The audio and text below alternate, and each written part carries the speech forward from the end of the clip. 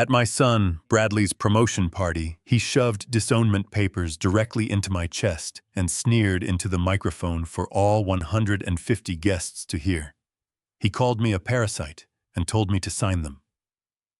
I looked out at the crowd of corporate elites, picked up my gold pen, and told him not to regret this. 5 minutes later, the most powerful lawyer in Chicago walked through the ballroom doors and revealed my true identity. By the end of the night, my arrogant son was on his knees begging for mercy. But before I tell you how a father destroys his own flesh and blood, let me take you back to where this nightmare began. I never thought the hardest door to open in my life would be the one I paid for. I am William Caldwell. I am 76 years old. For 40 years, I navigated the bloodthirsty waters of corporate America. But absolutely nothing prepared me for the betrayal waiting inside my own home. It was a rainy Tuesday afternoon in Chicago. I had just been discharged from the hospital after a mild week-long stay for physical exhaustion. The doctor had simply given me a warning to take it easy and rest. I took a cab back to the $1.2 million house I had bought in cash 5 years ago. I had drained what my son believed was my entire retirement fund to buy it outright for him and his wife, Megan. I wanted them to have a life free of mortgages and debt. I thought I was securing my family. I was actually buying my own prison. I stepped onto the front porch and put my brass key into the door. It did not turn. I tried again, pushing harder, thinking the cold had jammed the mechanism. But the lock was entirely different. A brand new digital keypad sat where the deadbolt used to be. My heart gave a strange, hollow thump against my ribs. I rang the doorbell. I waited shivering in the cold, damp air for nearly 10 minutes before the heavy oak door finally swung open. My son Bradley stood there. He was 38 years old, wearing a crisp designer suit, looking at me not with the relief of a son welcoming his father home from the hospital, but with the extreme annoyance of a man interrupted. He let out a loud, dramatic sigh, stepping aside without offering a hug or even a hand to help with my small overnight bag. He told me to come inside and wipe my shoes so I would not ruin the new rugs. I walked past him too, emotionally and physically tired to argue. I just wanted to go up to my master bedroom, lay on my orthopedic mattress, and sleep off the fatigue. I slowly climbed the stairs, clinging to the railing. But when I opened the door to my bedroom, I froze completely still. The room was empty. My solid oak bed frame, my antique dresser, my reading armchair, all of it was gone. The space had been entirely cleared out and replaced by a modern exercise bike and a pink yoga mat. I turned around, my blood running instantly cold. I walked back downstairs, my voice trembling as I called out for Bradley. He was standing in the hallway, checking his expensive watch. He pointed a finger toward the narrow kitchen door that led down to the basement. He did not even look me in the eye. He just muttered that my things were downstairs and that I should get settled. I slowly descended the creaking wooden steps into the damp, windowless basement. The air immediately smelled of mildew and wet concrete. In the far corner, right next to a loudly humming and leaking water heater, was my life. My clothes had been taken off their hangers and stuffed haphazardly into black garbage bags. And there, sitting on the freezing cement floor, was a $30 canvas folding cot. But what made my hands clench into fists, what truly shattered my heart, was the sight of my late wife's urn. Sarah's beautiful porcelain urn, the one I used to keep safely on my bedside table, was pushed carelessly onto a rusty metal shelf right next to open cans of half-used paint. I stood in the dim, flickering light of that basement, staring at the cheap folding cot. A father sacrifices everything to give his children the world, and they repay him by throwing his most sacred memories into the damp darkness. I thought about the days I went without eating just to afford his first car. A quiet, terrifying anger began to build deep inside my chest. I did not yell. I did not cry. I turned around and marched right back up the stairs. As I approached the kitchen, I heard a loud, frantic grinding noise. I stopped just outside the door frame, keeping myself hidden in the shadow of the hallway. Bradley and Megan were standing by the kitchen island, furiously feeding thick stacks of printed documents into a heavy-duty paper shredder. Bradley was pacing back and forth, running his hands through his hair in an absolute panic. I heard him hiss to his wife. He told her that if the corporate auditors at Vertex Global Logistics found out about the offshore margin accounts, he was going to federal prison before the chief executive promotion was even announced on Friday. Megan shoved another thick stack of papers into the shredder, aggressively telling him to keep his voice down and just focus on getting rid of the evidence before the old man heard them. I stepped fully into the kitchen light. The shredder abruptly stopped as Megan slammed her hand onto the power button.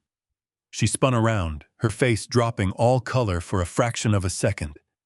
But my daughter-in-law was a masterful, terrifying actress. In the blink of an eye, the panic vanished from her face, replaced entirely by a sickly sweet smile of absolute fake concern. She rushed over to me, grabbing my arm with both hands. She gasped, telling me I should not be walking around so much after just getting out of the hospital bed.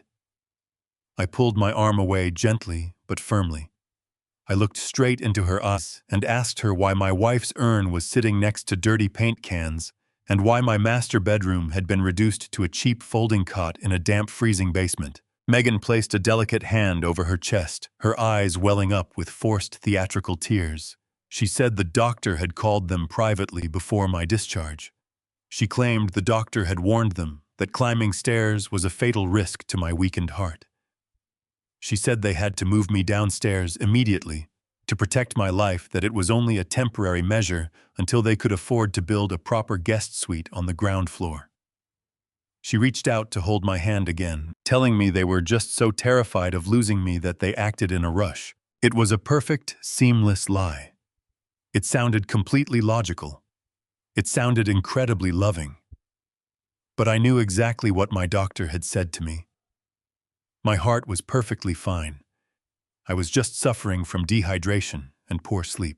Bradley stepped forward smoothly, taking over the narrative. I pointed at the overflowing paper shredder and asked him what was so urgent that they had to destroy it the very moment I walked through the door. Bradley let out a condescending, arrogant chuckle. He patted my shoulder, treating me exactly like a senile toddler who simply did not understand how the adult world worked anymore. He said it was just old medical bills and expired junk mail. He told me my mind was slipping lately, reminding me that I had lost my house keys last week, which forced him to change the front door locks for my own personal safety. He looked at me with deep, manufactured pity. He said I was getting highly confused, that I needed to stop worrying my tired brain. He told me to just rest and let him handle all the household finances and decisions from now on. Losing my keys. I had never lost my keys. Bradley had borrowed my spare set to move a car 2 weeks ago and conveniently never returned them. They were actively building a false narrative. They were intentionally planting the seeds of my supposed dementia, laying the legal and social groundwork to completely take away my independence. I realized in that exact moment that confronting them right now would be a massive tactical error. If a predator knows that you can see them hiding in the grass, they strike faster. I had to play the role of the prey. I let my shoulders slump forward. I sighed deeply, rubbing my temples as if I were truly confused and mentally exhausted. I told them that maybe they were right, that I was just very tired, and my memory was not what it used to be. Bradley smiled. It was a brief, triumphant smirk that made my stomach physically turn. He told me to go down to the basement and get some sleep. Later that evening, the damp cold of the basement began to seep into my old bones. I sat on the edge of the cheap canvas cot, looking up at Sarah's urn on the rusty shelf. I whispered to her that the boy we raised with so much love was completely gone. At 8 o'clock, I heard heavy footsteps on the wooden stairs. Bradley came down holding a silver tray with a glass of water and a thick stapled stack of papers. My intuition, honed and sharpened by 40 years of navigating the cutthroat boardrooms of corporate America before my supposed retirement, screamed at me to tear that document into pieces. I knew exactly what a financial trap looked like, and my own son was handing me one on a silver tray. But survival in the corporate world had taught me that when you realize you are walking into an ambush, the absolute worst thing you can do is alert the hunter. I had to make Bradley's believe that he had completely outsmarted me. I looked down at the thick stack of papers, forcing my breathing to become shallow and ragged. I let my shoulders slump even further forward, staring at the lines of text with a vacant, confused expression. I raised my right hand, intentionally letting my fingers tremble violently as I reached for the pen. I acted as though I was struggling just to maintain a grip on the smooth plastic barrel. I told Bradley that my eyes were so blurry from the hospital medications that I could not read the small print. I asked him again if he was absolutely sure these were just standard hospital discharge proxies. Bradley let out a sharp, impatient sigh, shifting his weight from one foot to the other. He promised me they were just routine medical waivers, telling me to just sign the bottom line so he could get back upstairs to his work. As I slowly lowered the pen to the paper, a notification chimed loudly from his phone. It was the perfect distraction. Bradley pulled the device from his tailored pocket, his eyes darting away from the clipboard for just a few crucial seconds. In that brief window, I stopped the shaking in my hand and focused my vision entirely on the faint serial code printed along the bottom margin of the page. My mind, which he foolishly believed was decaying, instantly memorized the alphanumeric sequence. It was a standard legal designation used exclusively by wealth management firms for a complete and irrevocable transfer of power of attorney. He was not trying to help me with my medical bills. He was locking me out of my own financial existence. I forced the tremor back into my wrist and blindly scrawled a shaky, pathetic version of my signature across the dotted line. I handed the clipboard back to him, apologizing for taking so long. Bradley snatched the papers away without a word of thanks, totally convinced that he had just stolen my life right out from under me. The heavy click of the deadbolt locking me inside the basement echoed in the dark. I spent the entire night sitting on that cheap folding cot, formulating my counterattack. When the morning light finally crept through the narrow air vent near the ceiling, I knew exactly what role I had to play.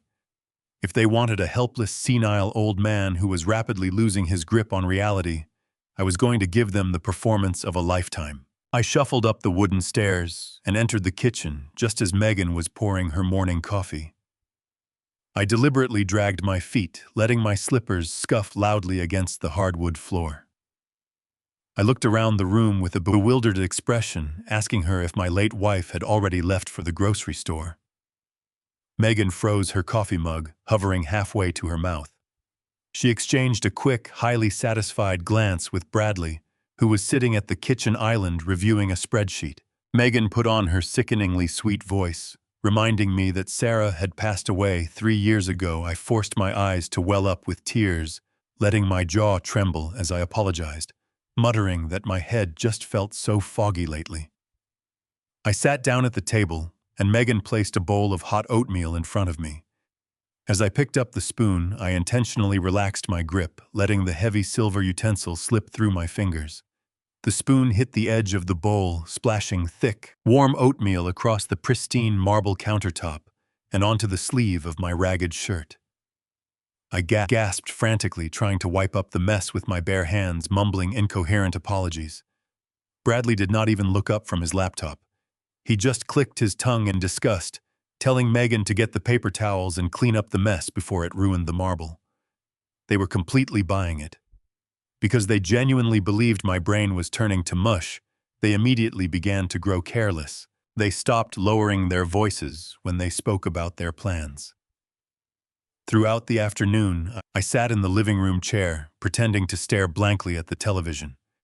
Meanwhile, Bradley paced the hallway right behind me, loudly arguing on his cell phone with a real estate agent. He was aggressively demanding to know how quickly a cash buyer could close on a luxury property if the seller was highly motivated. He was already trying to sell the house I was sitting in. I was so incredibly arrogant, so entirely convinced of my mental decline, that he did not even care if I heard him. I just kept my eyes fixed on the television screen, absorbing every single detail of his phone call. I was gathering my ammunition piece by piece, waiting for the exact right moment to strike. Later that evening, the psychological warfare took a far more sinister turn. I was sitting on the edge of the canvas, caught in the basement, rubbing my tired knees when the door at the top of the stairs creaked open. Megan walked down, a steaming porcelain mug. The scent of bitter herbs and something sharply chemical filled the damp air. She smiled, holding the mug out to me with absolute false warmth. She told me she had brewed a special herbal tea, claiming it was a natural remedy to help lower my blood pressure and ease my confusion. She stood there watching me intently, waiting for me to drink it. I thanked her, taking the warm mug into my shaking aged hands. I knew she was expecting me to consume it without any questions or hesitation. Under her piercing, calculating gaze, I slowly brought the ceramic rim to my lips and took a very small, cautious sip. The taste was terribly metallic, poorly masked by a heavy dose of artificial sweetener. I smiled and told her it was delicious. Satisfied, she turned and walked back upstairs, locking the heavy deadbolt behind her. Less than 2 minutes after swallowing that single sip, a strange, terrifying numbness began to spread across the roof of my mouth. My vision blurred and a heavy, unnatural exhaustion crashed down onto my shoulders, pulling me toward the mattress. This was not blood pressure medication. They were actively drugging me to keep me docile and compliant. I tried to stand up to pour the remaining tea down the floor drain, but my legs completely gave out. I collapsed heavily onto the cheap canvas cot. My final waking thought was purely of my own survival, and then the world slowly faded into absolute cold, suffocating darkness. When I finally forced my heavy eyelids open, the basement was bathed in the pale gray light of late morning. My head throbbed with a dull, rhythmic ache, and my mouth felt entirely dry, coated in a strange, chalky residue. It took me several long minutes just to push myself up into a sitting position on the canvas cot. My joints felt stiff and completely unresponsive. They were deliberately, chemically sedating me. The sheer reality of it washed over me, cold and terrifying. My own son and his wife were not just lying to me. They were actively poisoning my system to keep me out of their way. I spent the entire day acting even more sluggish and disoriented than before, giving them exactly the performance they expected to see. I stumbled over my words during breakfast. I sat in the corner chair all afternoon, staring at the floor, letting my hands tremble. Bradley and Megan looked at me with open, undisguised contempt, completely convinced that their toxic tea had broken whatever was left of my mind. When 8 o'clock arrived that evening, Megan came down the basement stairs, carrying another steaming porcelain mug. Her fake smile was plastered firmly across her face. She handed me the bitter liquid, whispering that it was time for my medicine. I took the mug with shaking hands, thanked her softly, and brought it to my lips. But this time, I did not swallow a single drop. I simply let the warm liquid rest in my mouth, smiling weakly, as I handed the half-empty mug back to her, claiming I was too tired to finish it. She looked annoyed, but took the mug and locked the door behind her. The second I heard the deadbolt slide into place, I spat the bitter liquid onto the concrete floor. I grabbed a small plastic cup from my travel bag, quietly poured the remaining contents of my mouth into it, and dumped the toxic mixture directly into the soil of a large potted fern sitting abandoned in the corner of the basement. Just to give you an idea of how potent that chemical concoction truly was, every single green leaf on that healthy fern withered, turned completely black, and died just 3 days later. I lay down on the cot, pulled the thin blanket up to my chin, and waited. I slowed my breathing, matching the deep rhythmic pattern of a man heavily sedated. The basement was utterly silent, save for the hum of the leaking water heater. I stayed entirely motionless for 6 long hours. At exactly 2 in the morning, the heavy deadbolt clicked open with a sharp metallic snap. The hinges groaned softly. I kept my eyes closed, leaving just a microscopic slit open to see the room. Bradley crept down the wooden stairs, using the muted flashlight on his cell phone to guide his path. He did not check to see if I was comfortable. He did not check to see if I was warm. He walked straight past my cot and moved directly toward my overnight bag resting on the floor. I watched him kneel down, his hands moving quickly and silently in the dark. He unzipped the side pocket and pulled out my leather wallet. I lay there, forcing my heart rate to stay calm, watching my own flesh and blood rifle through my personal belongings like a common street thief. He pulled out my driver's license, my social security card, and the small paper slip containing my bank routing numbers. He placed them flat on the concrete floor and used his phone to take high-resolution photographs of every single document. My mind raced, cataloging exactly what he was doing. He already had the fraudulent power of attorney. Now he was gathering the exact verification documents required to authorize massive financial transfers and open credit lines in my name. Once he had captured every angle, he carefully slipped the cards back into my wallet. It zipped up the bag and crept back up the stairs. The door locked again. I waited another 30 minutes to ensure he was fully asleep. Then I quietly pushed the thin blanket aside and stood up. The chemical fog from the previous night had completely cleared from my system. My mind was sharp-focused and operating with the lethal precision I used to employ during hostile corporate takeovers. I walked up the wooden stairs, my socked feet avoiding the creaking floorboards I had memorized over the last 2 days. I reached the basement door. Bradley had locked the deadbolt, but he had foolishly left the interior latch accessible from the stairwell side. A simple twist, and I was standing in the silent, moonlit kitchen. The house was completely still. I moved like a ghost through the hallway, heading straight for Bradley's home office. I gripped the brass handle, finding it firmly locked. He had installed a state-of-the-art digital keypad, assuming it would keep an old man out. What Bradley did not know was that during my early years in the brutal world of corporate acquisitions, I had learned a few highly unconventional tricks for bypassing electronic security. The keypad relied on an optical sensor. I retrieved a piece of clear adhesive tape from a kitchen drawer and gently pressed it against the glass screen. The tape lifted the residual oils from his fingertips, clearly highlighting the 4 specific numbers he pressed most frequently. It only took me 3 quick attempts to arrange the combination in the correct sequence. The lock clicked green. I pushed the door open and slipped inside, shutting it silently behind me. The office was entirely dark, illuminated only by the faint flickering glow of a street lamp outside the window. I did not dare turn on the overhead light. Instead, I pulled a small pen light from my pocket and directed the narrow beam straight toward the heavy-duty paper shredder sitting next to his mahogany desk. I unlatched the heavy plastic bin and pulled out handfuls of shredded paper, spreading the chaotic mess of white strips across the large carpet. I dropped to my knees and began the painstaking, agonizing work of piecing the documents back together. It was like solving a complex puzzle designed by a complete madman. I matched dates, account numbers, and partial logos, taping them together strip by strip in the dim light. It took me nearly 2 hours of back-breaking labor, my tired knees aching severely against the hard floor, but the devastating picture finally emerged. It was an internal ledger connected to a series of heavily encrypted emails. The pieced-together document revealed that Bradley was exactly $8 million in debt. He had bypassed standard banks and borrowed massive capital from illegal, highly aggressive offshore margin lenders to fund a disastrous insider trading scheme.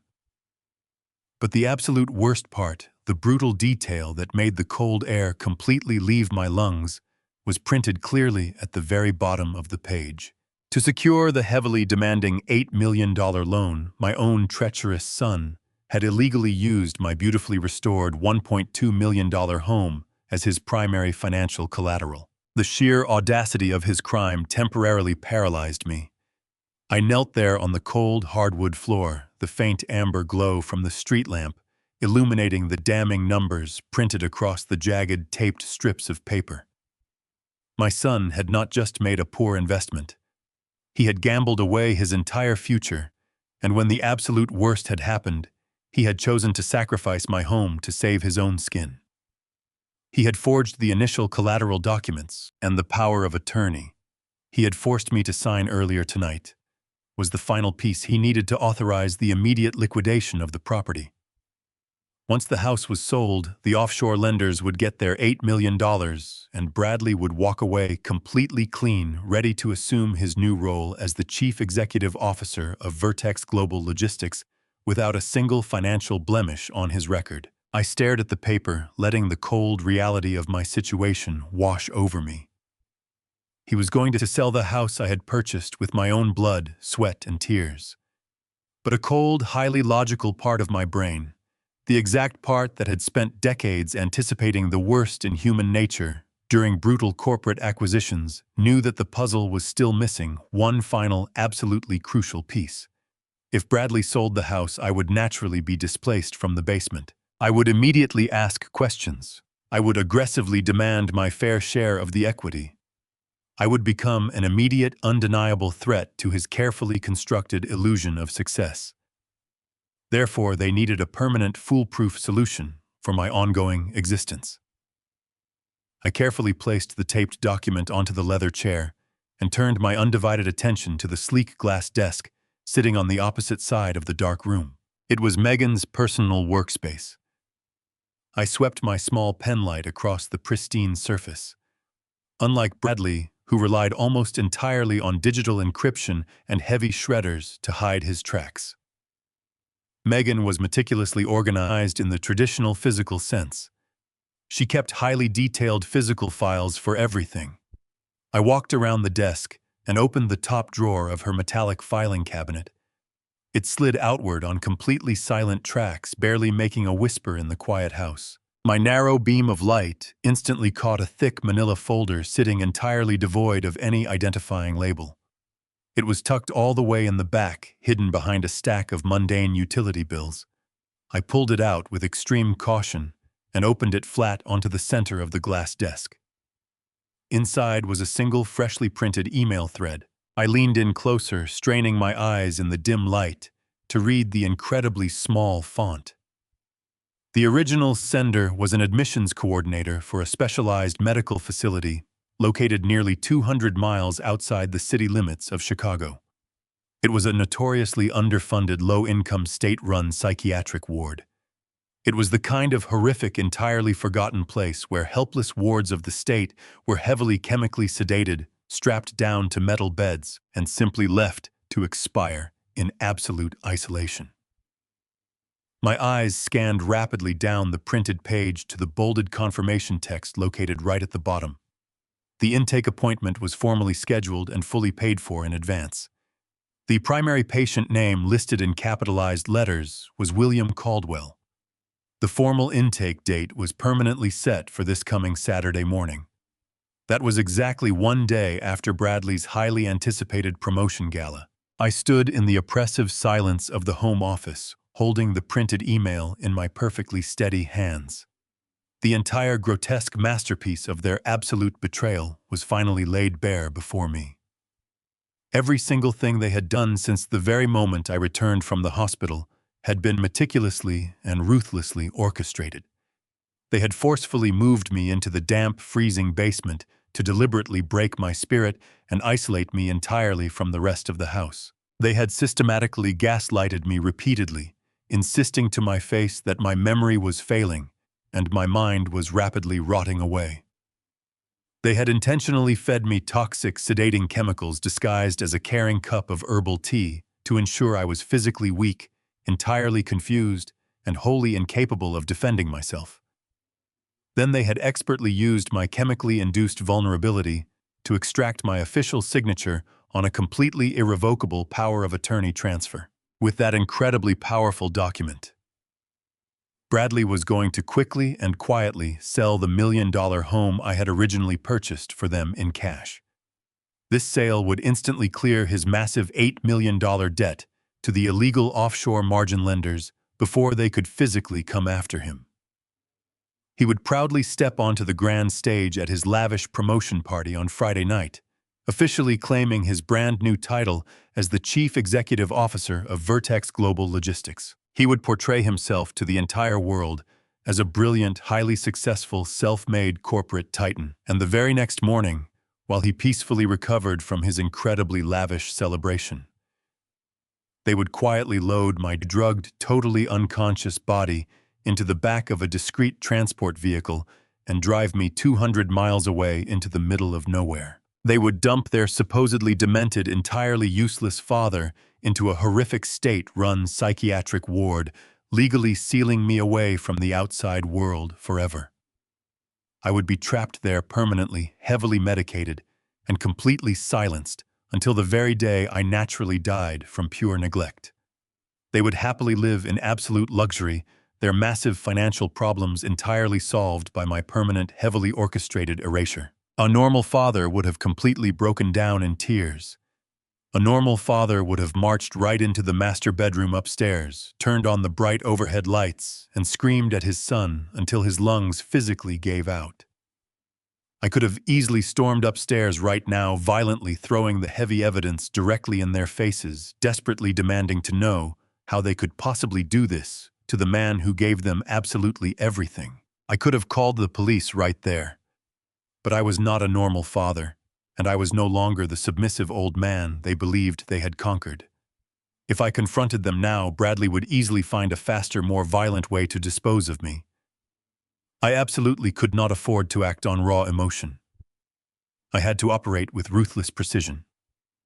I placed the email back into the folder and returned it. I gathered the taped ledger strips, slipping them deep into my pocket. After meticulously wiping down the glass desk, I stepped out into the hallway, silently closing the heavy door. I moved like a shadow back down the wooden stairs, returning to the freezing basement. I sat back down on the cheap cot, staring forward into the darkness. I reached into my overnight bag, bypassed the main compartment, and slid my fingers into a secret lining. I pulled out an encrypted burner phone. It was a secure device I had kept hidden and unused for over a decade. It was finally time to make a phone call. I held the small device to my ear and waited through 3 rings. When the deep voice answered, I simply gave him a time and a directive to clear his entire morning schedule for an absolute emergency. I powered down the phone and waited for the sun to rise.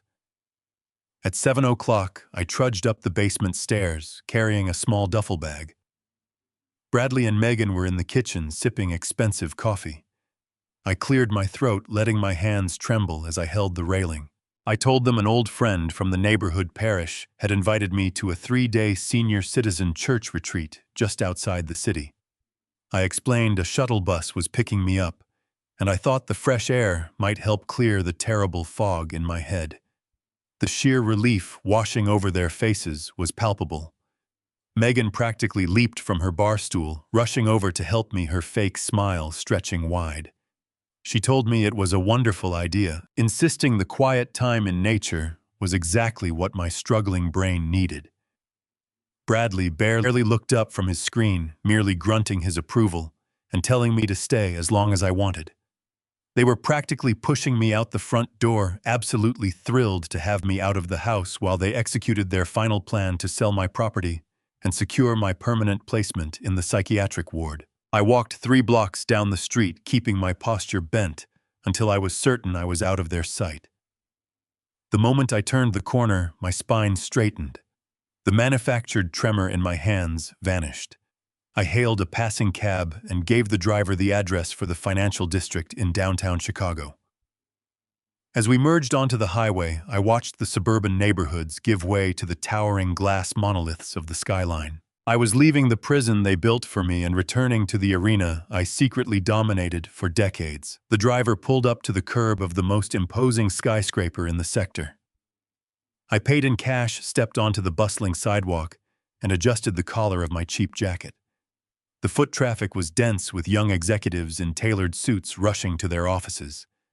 They completely ignored the shabby old man standing on the pavement, assuming I was just another invisible fixture of the urban landscape. I walked through the revolving glass doors into the pristine marble lobby. The security desk was heavily guarded, processing a long line of businessmen. I bypassed the main desk entirely. I walked past the public elevator banks and turned down a discreet hallway restricted to authorized personnel only. At the end of the corridor was a single unmarked steel door. There was no keyhole and no badge reader. There was only a sleek biometric scanner mounted against the dark wall.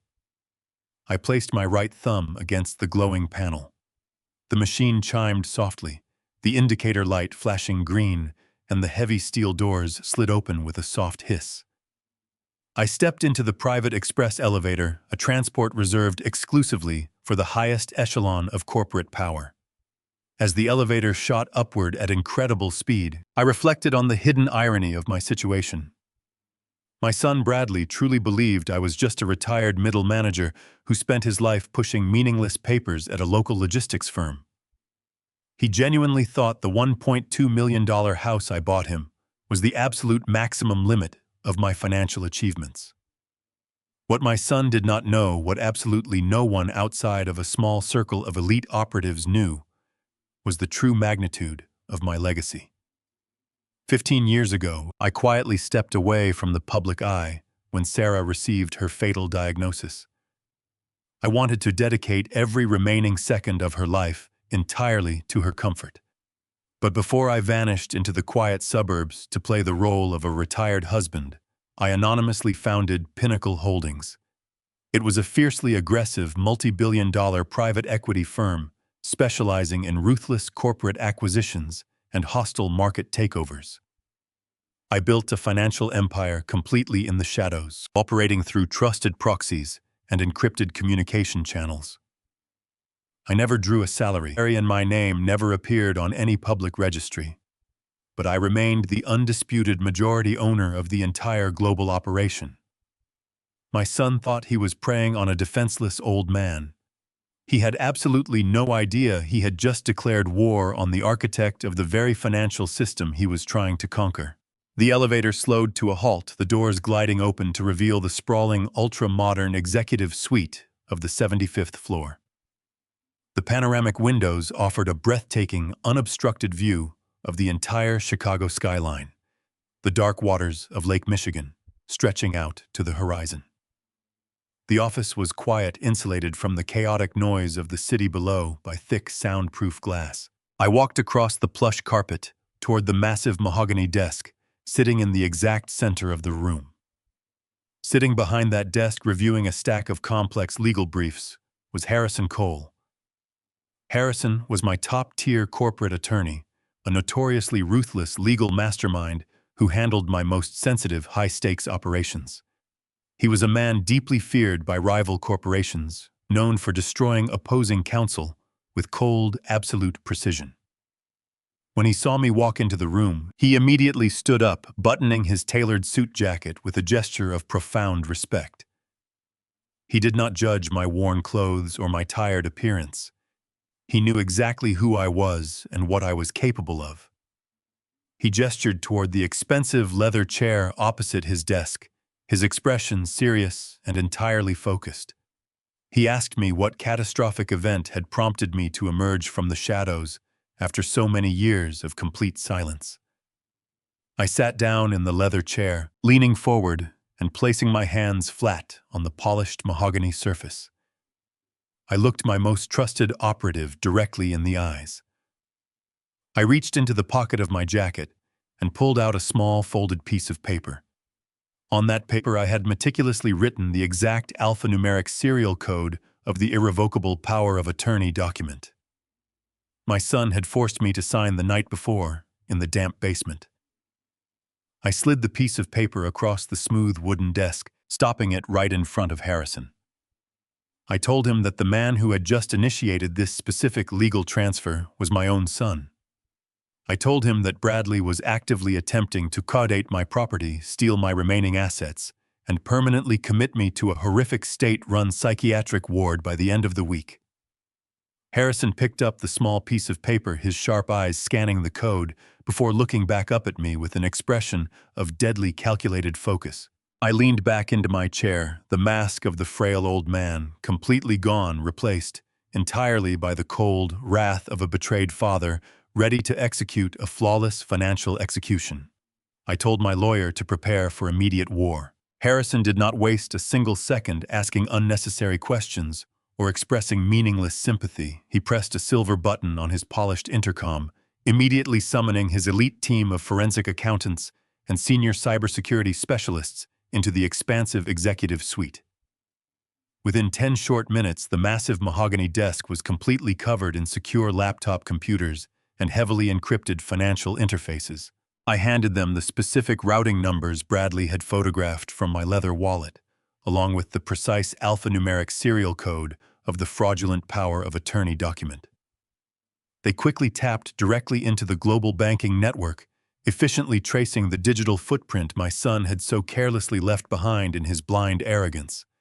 Bradley truly thought he was an untouchable financial genius, but to the seasoned architects of Pinnacle Holdings, his clumsy attempts at hiding stolen money were exactly like muddy footprints tracked across a pristine white carpet. As the senior financial analysts pulled up the complex web of offshore margin accounts, the true horrifying extent of his profound desperation became undeniably clear. He was indeed exactly $8 million in debt to a syndicate of ruthless, highly dangerous shadow lenders. But that terrifying revelation was only the absolute beginning of the nightmare unfolding on the screens. Harrison pointed a firm finger to a cascading series of international offshore wire transfers, methodically tracing them backward through various dummy corporations to their original, highly sensitive source. The blood in my old veins turned to absolute freezing ice. Bradley was not just frantically borrowing dangerous money to cover his terrible high-risk market trades. He had been actively and maliciously embezzling massive amounts of corporate funds directly from Vertex Global Logistics. That was the exact same prestigious company that was currently preparing to proudly crown him as their brand new chief executive officer. He had deliberately set up a highly complex, deeply fraudulent web of fake vendor accounts and shell shipping companies. He was slowly, methodically bleeding his own logistics firm completely dry over the last 14 consecutive months just to feed his worsening, uncontrollable gambling addiction on the high-yield stock market. I was nothing more than a corporate thief operating on borrowed time. I stared at the scrolling data on the bright computer monitors, feeling a sickening heavy mixture of profound parental disappointment and cold calculated rage. My only son had willingly thrown away his entire promising career, his foundational morals, and his own family for the empty illusion of unearned wealth. But the brilliant analysts were not finished unraveling his deception. They swiftly uncovered a hidden, highly encrypted folder of personal emails on a secure remote server, clearly detailing his final desperate exit strategy. Bradley knew perfectly well that the strict internal auditors at Vertex Global Logistics would inevitably discover the missing millions the very moment he officially took the helm as chief executive. His highly anticipated upcoming promotion was not a glorious victory lap. It was a ticking time bomb waiting to completely obliterate his life. To survive the impending fallout, he had purposefully engineered a completely fabricated, highly illegal rumor of an impending corporate merger with a massive, incredibly wealthy European shipping conglomerate. He secretly planned to leak this completely false information to the financial press during his lavish promotion gala on Friday night. He knew with absolute certainty that the massive announcement would cause the Vertex stock price to artificially skyrocket by the time the global markets opened on Monday morning. He was going to ruthlessly sell off his entire substantial portfolio of vested stock options at the absolute peak of the manufactured frenzy. Then he would quickly use the fraudulent power of attorney to immediately liquidate my beautiful home for the remaining cash he desperately needed to cover his tracks. Once the devastating dust settled, he planned to immediately flee the country. The analysts pulled up his travel itinerary. He had already purchased a one-way first-class airline ticket to Dubai under a forged secondary passport, scheduled to depart at dawn on Saturday morning.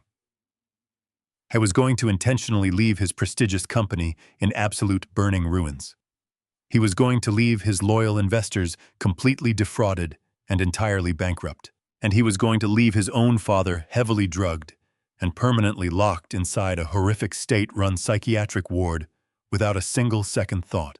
The sheer calculated evil of his elaborate master plan was almost too vast for a father to fully comprehend. He was totally willing to burn down the entire world just to quietly escape the brutal consequences of his own disastrous, greedy actions. Harrison looked at me across the desk, his sharp expression grim and completely unreadable. He quietly asked me how I wanted to proceed solemnly, warning me that if we alerted the authorities, Bradley would likely panic and flee the country before they could build a solid case. I slowly shook my head. I was absolutely not going to let him run away, and I was not going to let him walk away thinking he had won this sick game. I stood up and looked out at the breathtaking view of the city. I instructed Harrison to execute a complete silent freeze on all my personal banking accounts, property deeds, and diverse investment portfolios. We were going to render the fraudulent power of attorney utterly useless, instantly turning it into nothing more than a worthless piece of paper. But the most crucial element of this defensive maneuver was total, unbreakable silence. I strictly ordered the legal team to forcefully suppress any automatic banking notifications, email warnings, or fraud alerts from being sent to my phone. Bradley had to continue believing that his illicit access to my life savings was perfectly secure. He needed to proudly step onto that grand stage on Friday night, feeling completely invincible and superior. He needed to be entirely unaware that the massive financial safety net he desperately planned to use had already been completely vaporized. Harrison nodded briskly, his fingers flying across his keyboard as he executed the silent lockdown protocols. But simply defending my assets was no longer enough. Bradley needed to face the absolute maximum penalty for his arrogance. I turned back to the center of the room, my mind shifting from basic defense to a devastating corporate offense. I looked at Harrison and the elite operatives gathered around the table. I told them we were not just going to stop my treacherous son. We were going to utterly consume his existence. I instructed Pinnacle Holdings to initiate an immediate overnight hostile buyout of Vertex Global Logistics. I authorized the rapid release of billions of dollars to quietly purchase the controlling majority of their outstanding public shares. The board of directors at Vertex would wake up on Friday morning to suddenly find that their company had been swallowed whole. Harrison smiled, a cold, predatory gleam lighting up his sharp eyes. By the time Bradley walked into that luxurious hotel ballroom on Friday night, the throne would no longer exist. He was planning to steal a company completely unaware that his father was simply going to buy it right out from under him. I would own the ground he stood on. The ride back to the suburbs felt remarkably different than the journey into the city. I sat in the back of the taxi, watching the imposing glass towers of the financial district gradually give way to the sprawling, manicured lawns of the residential neighborhoods. I had left the house that morning as a prisoner, a frail old man destined for a forgotten psychiatric ward. I was returning as the silent architect of my son's absolute destruction. The quiet hum of the taxi engine offered a brief moment of reflection. I thought about the sheer magnitude of the financial machinery I had just set into motion. Billions of dollars were actively shifting across global markets, quietly swallowing Vertex Global Logistics, whole, completely unseen by the very man who believed he was about to wear its crown. I paid the driver 2 blocks away from my house and walked the remaining distance. The brisk evening wind bit through my thin jacket, but the cold barely registered. I stepped onto the front porch of the magnificent home I had purchased with my own sweat, punched the code into the new digital lock, and pushed the heavy door open. The house was unnervingly quiet. The smell of expensive catered food lingered in the air, a sharp contrast to the damp mildew of the basement, waiting for me. As I closed the door, the sharp, rapid clicking of high heels echoed from the formal dining room. Megan marched into the hallway. Her face, which usually carried a mask of manufactured sweetness whenever company was around, instantly contorted into a look of absolute, unvarnished disgust. She crossed her arms tightly over her silk blouse, glaring at me as if I were a stray dog that had wandered through her pristine front door. She demanded to know why I was back so early. She aggressively reminded me that the church retreat was supposed to last a full 3 days, her voice dripping with sheer irritation. I let my shoulders slump forward, instantly pulling the mask of the senile, defeated father back over my face. I looked down at my scuffed shoes, letting my voice waver pathetically. I told her the retreat had been too overwhelming for my tired brain. I lied, saying the noise and the crowds had made me terribly confused, so the organizers had kindly arranged a shuttle to bring me back to the safety of my own home. Megan let out a harsh, dramatic sigh, rolling her eyes toward the vaulted ceiling. She muttered under her breath about how I was completely incapable of doing a single thing right. She did not ask if I was hungry. She did not ask if I was feeling well. She simply turned on her heel and ordered me to follow her into the kitchen. I shuffled behind her, carefully dragging my feet against the expensive hardwood floor. Resting on the massive marble island was a clear plastic dry cleaning bag. Inside the bag was a dark gray suit. It was not a tailored garment. It was a moth-eaten, ill-fitting disaster that looked like it had been pulled directly from the discount rack of a cheap thrift store. The fabric was frayed at the cuffs, and the lapels were permanently creased from years of neglect. Megan snatched the plastic bag off the marble counter and practically threw it into my chest. I scrambled to catch it, letting my hands tremble violently under the sudden weight of the fabric. She stepped directly into my personal space, her voice dropping to a vicious, venomous whisper. She told me that Bradley's highly anticipated promotion gala was taking place tomorrow night at the Grand Plaza Hotel. She aggressively tapped her perfectly manicured finger against the plastic bag in my shaking hands. She ordered me to put this suit on tomorrow evening.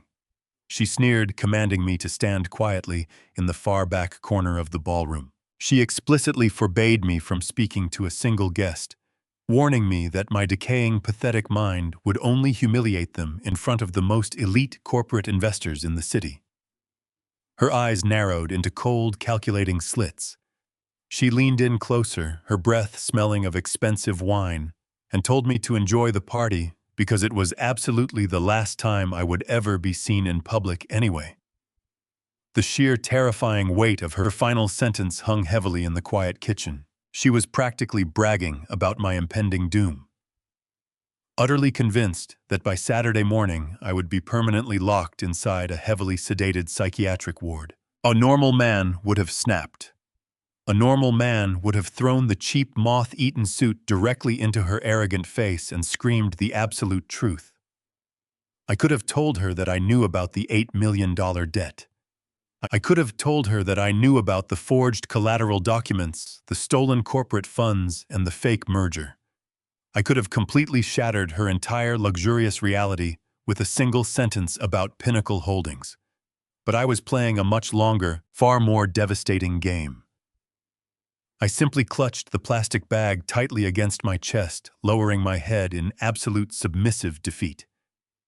I forced a weak, pathetic smile onto my face, my voice cracking perfectly as I thanked her for thinking of me. I promised her I would stay out of their way. I promised her I would not embarrass my brilliant, successful son on the most important night of his life. Megan looked at me with a mixture of sheer pity and profound repulsion. She waved her hand dismissively, ordering me to go down to the basement and stay out of sight until tomorrow. I turned around and shuffled toward the narrow basement door. I gripped the wooden railing, slowly descending into the freezing, damp darkness of my windowless prison. The heavy deadbolt clicked shut above me, sealing me inside. The loud hum of the leaking water heater echoed off the concrete walls. I walked over to the cheap $30 canvas folding cot and gently laid the ragged thrift store suit across the thin blanket. I stared at the frayed fabric for a long time. They truly believed this pathetic garment was my final uniform, the definitive symbol of my complete and total surrender. They thought I was a parasite, a useless, decaying burden that needed to be permanently discarded so they could freely enjoy their stolen wealth. but they had fundamentally miscalculated the very nature of the man they were dealing with. I was not a burden.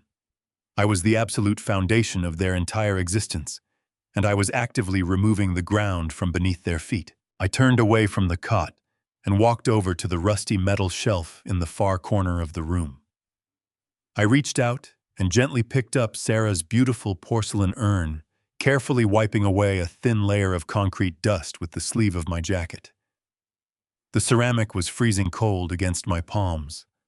I held her close to my chest, letting the profound silence of the basement wash over me. I closed my eyes, remembering the bright, ambitious young boy we had raised together. I remembered how he used to look at me with genuine admiration, how he promised to make us proud. I took a slow, deep breath, feeling the cold air fill my lungs. I whispered into the quiet darkness, telling my beautiful wife that the gentle, loving boy we raised was completely gone. I told her that his heart had been entirely corrupted by greed, and that he had traded his soul for the empty illusion of power. I gently placed the urn back onto the shelf, my hands completely steady, my resolve absolutely unbreakable. I looked at the dark gray suit resting on the canvas cot, a cold, predatory calm settling permanently over my mind. Tomorrow night my son thought he was going to a coronation, but the man he had become was actually walking straight toward the executioner. The morning of the promotion gala arrived with a heavy, suffocating tension that seemed to coat every single room of the house. I woke up early in the damp basement, rising from the cheap canvas cot, with a deliberate slowness. I meticulously shaved, splashing freezing water onto my face to wash away the lingering fatigue of the past few days. I took the moth-eaten thrift store suit off the rusty metal shelf. The fabric felt coarse and smelled faintly of stale dust, a stark contrast to the tailored Italian wool garments I used to wear during my active years at Pinnacle Holdings. I slowly dressed myself in the dim light, carefully adjusting the frayed lapels and slipping my feet into a pair of scuffed, worn-out shoes Megan had left at the top of the stairs. When I finally walked up into the main living area, the sheer chaos of their desperation was already in full swing. Bradley was aggressively pacing back and forth across the expensive Persian rug in the grand foyer. He was clutching his cell phone so tightly that his knuckles were completely white. His usually perfectly styled hair was disheveled, and his face was flushed with an ugly, panicked red. He was absolutely bleeding out internally, deeply terrified that the illegal offshore margin lenders were closing in on him before he could secure the massive cash injection from selling my property. I walked quietly into the kitchen and poured myself a glass of tap water, keeping my head bowed low. I shuffled over to a small wooden stool in the dark corner, folding my hands in my lap to perfectly play the role of the obedient, deeply confused old man who no longer understood the dangerous world around him. From my quiet vantage point, I watched my son completely unravel before my eyes. He was screaming into his phone, viciously berating a high-end real estate broker on the other end of the line. He demanded to know why the wire transfer for the rapid cash sale of the house had not completely cleared the escrow accounts yet. He aggressively reminded the broker that he had provided a fully executed and legally binding power of attorney document, granting him absolute authority to liquidate the entire estate. I took a slow sip of my water, masking a cold, calculating smile. Bradley had absolutely no idea that my brilliant attorney Harrison Cole had already executed a total silent lockdown on every single asset attached to my name. The offshore bank accounts Bradley was desperately trying to route the stolen funds into were currently bouncing the massive transaction back, hitting an invisible, impenetrable digital wall that Harrison had expertly constructed. Bradley slammed his fist onto this marble entryway table, screaming that the transaction absolutely had to be finalized by midnight tonight, or he was going to personally ensure the broker never worked in the city of Chicago again. He ended the call by violently throwing his expensive phone onto the plush sofa. He stood there, panting heavily, furiously rubbing his face in pure, unadulterated distress. How was a man standing on the very edge of a massive financial cliff, staring down into the pitch-black abyss of his own horrific decisions? He truly believed that this single real estate transaction was his only remaining parachute to avoid total ruin. He was completely unaware that I had already cut the cords to his parachute. Megan strode into the room a few moments later, completely ignoring her husband's frantic, very public breakdown. She was wearing a stunning floor-length emerald gown that undoubtedly cost several $1,000s. Her dark hair perfectly sculpted into an elegant updo. She paused to admire herself in the large hallway mirror, proudly adjusting a heavy diamond necklace that rested beautifully against her collarbone. She turned around and noticed me sitting quietly in the corner of the kitchen. Her bright expression instantly soured her lips, curling upward into a vicious sneer of pure, unfiltered disgust. She looked me up and down deliberately, taking in the frayed, moth-eaten suit and my horribly scuffed shoes. She let out a short, incredibly mocking laugh, loudly telling Bradley that I looked exactly like a homeless vagrant they had pulled directly off the freezing city streets. Bradley finally turned to look at me. His eyes were completely devoid of any familial warmth or basic human empathy. He did not see his father sitting there. He only saw a massive, inconvenient obstacle that was actively keeping him from his stolen millions and his absolute freedom. He glared at me with absolute contempt, warning me in a low, highly threatening voice that I needed to remain completely invisible tonight. He aggressively reminded me that the most powerful corporate executives and elite logistics investors in the entire city would be attending his lavish gala. He told me that if I mumbled, stumbled, or did anything to draw attention to my supposedly rotting brain, he would make me deeply regret my actions. I simply nodded my head slowly, letting my tired shoulders drop even further down, and stared blankly at the cold kitchen floor. When the sun set, casting shadows across the foyer, a black limousine pulled into the driveway. Megan grabbed her clutch, practically shoving me out the front door and ordering me into the vehicle. The ride into downtown Chicago was tense and silent. Bradley sat rigidly in the leather seat, continuously refreshing the banking application on his phone, muttering curses every time the screen showed a frozen status. I was completely oblivious that the man sitting across from him, in a ragged suit, was the reason his funds were trapped. We arrived at the magnificent Grand Plaza Hotel. The entrance was illuminated by towering spotlights, a red carpet stretching from the curb to the glass doors. Valets were parking a continuous stream of luxury vehicles. Megan stepped out of the limousine, eager to be photographed by the corporate attendees. I slowly climbed out after her, letting my joints act the part of the frail burden. Before I could step toward the red carpet, Bradley lunged forward. He moved with alarming speed, grabbing a fistful of my frayed lapels and forcefully shoving me backward against the metal frame of the limousine door. His face was mere inches from mine, his expensive cologne poorly masking the heavy scent of his sheer panic. His eyes were wide and manic, completely devoid of sanity or basic compassion. He tightened his grip on my collar, his knuckles digging painfully into my collarbone. He told me in a low, trembling whisper that if I did anything to ruin this historic night for him, he would not even bother taking me to the psychiatric ward in the morning. He threatened that he would personally drag me out of the ballroom and leave me to freeze on the darkest street corner in the city tonight. He stared intensely at my face and asked if I completely understood the severe consequences of embarrassing him. I looked directly into his desperate eyes. I did not flinch, and I did not pull away from his violent grasp. I simply gave him a slow, deliberate nod.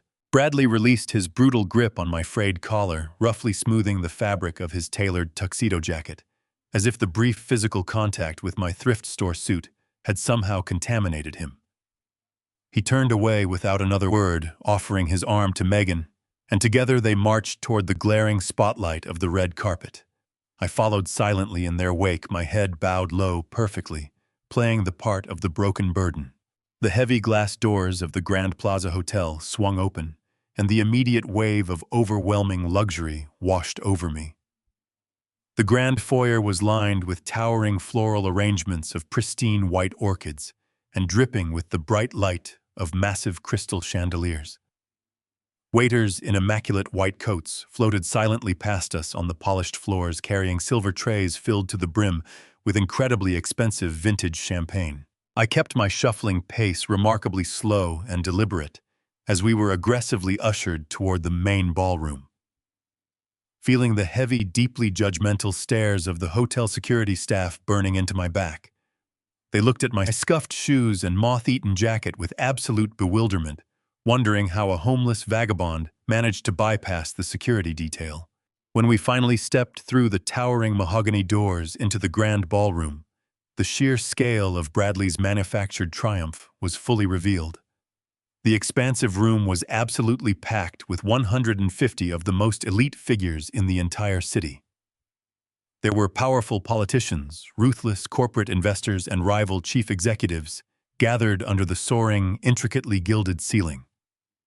The air was incredibly thick with the low, steady hum of aggressive networking, the sharp clinking of expensive crystal glasses, and the heavy scent of designer perfumes.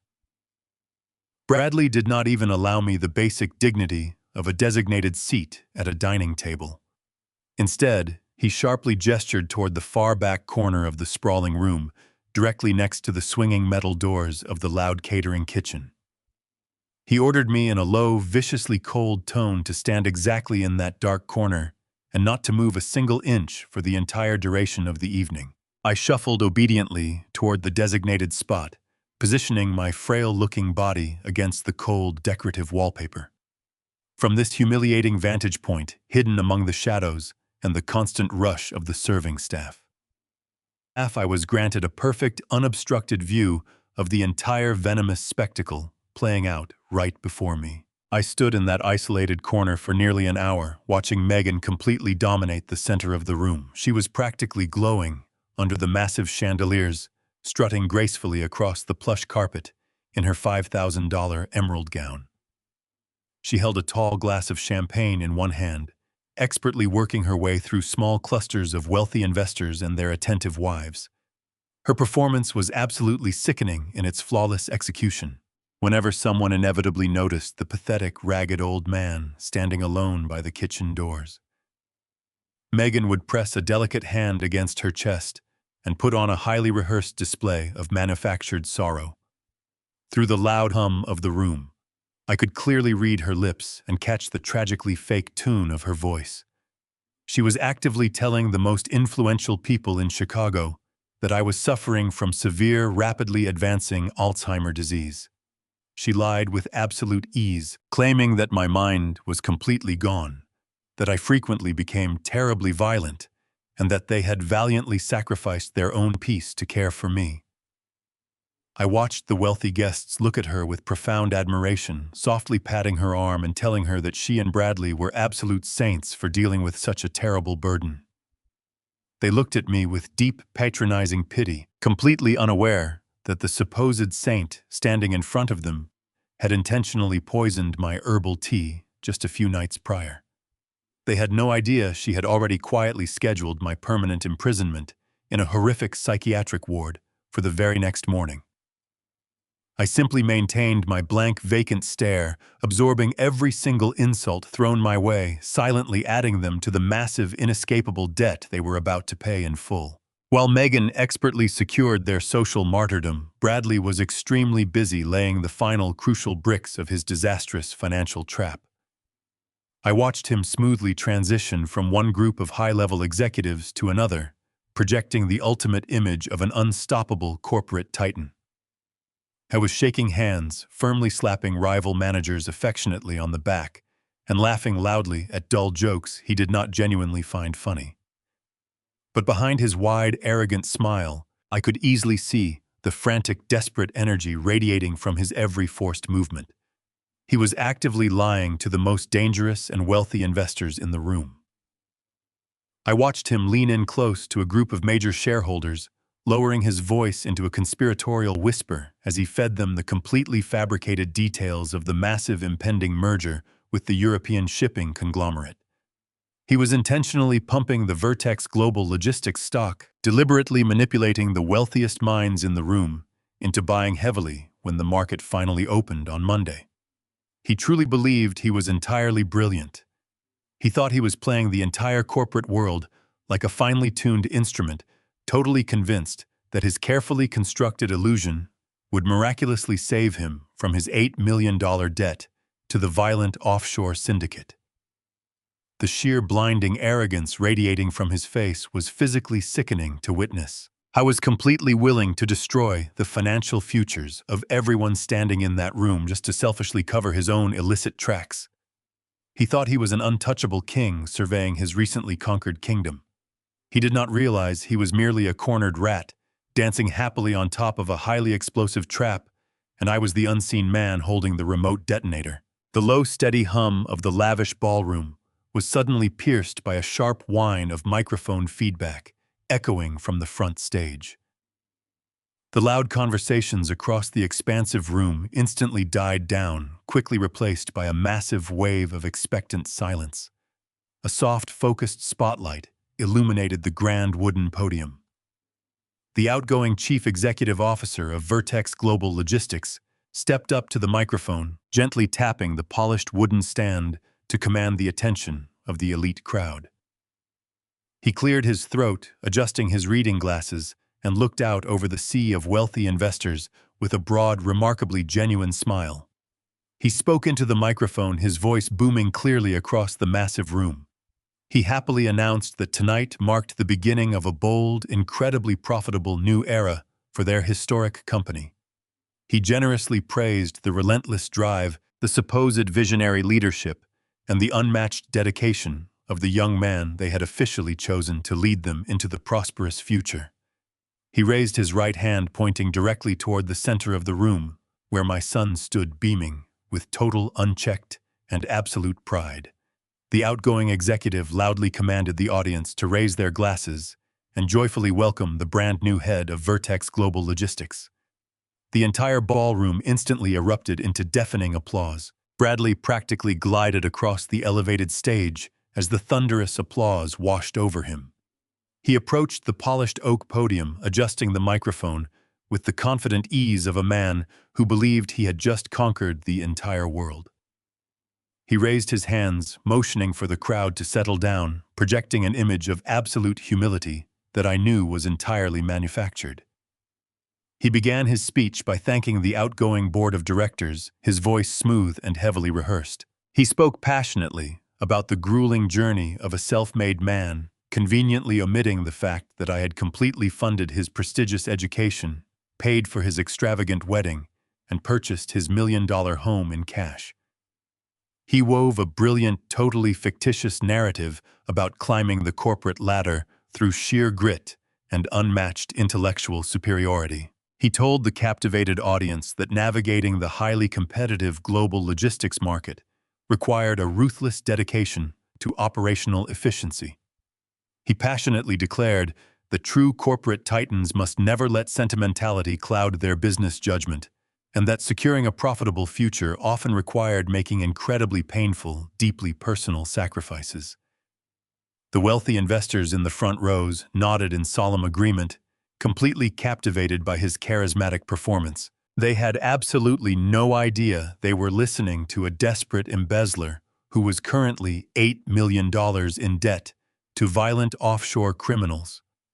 He was using this very stage to construct a massive lie that would artificially inflate the company's stock by Monday morning. Bradley gripped the edges of the heavy wooden podium, leaning forward, as his tone shifted from purely inspirational to something far more severe. He told the silent room that to build a truly invincible empire, a leader must be willing to ruthlessly sever any ties to failure, sickness, and decay. He confidently stated that a strong, thriving company, just like a strong, capable man, simply cannot afford to drag useless anchors into a demanding future. He paused, letting the heavy weight of his philosophical words settle over the grand ballroom. Then he raised his right hand and pointed directly over the vast sea of elegantly decorated tables, aiming his index finger straight at the dark, isolated corner by the swinging kitchen doors where I was quietly standing.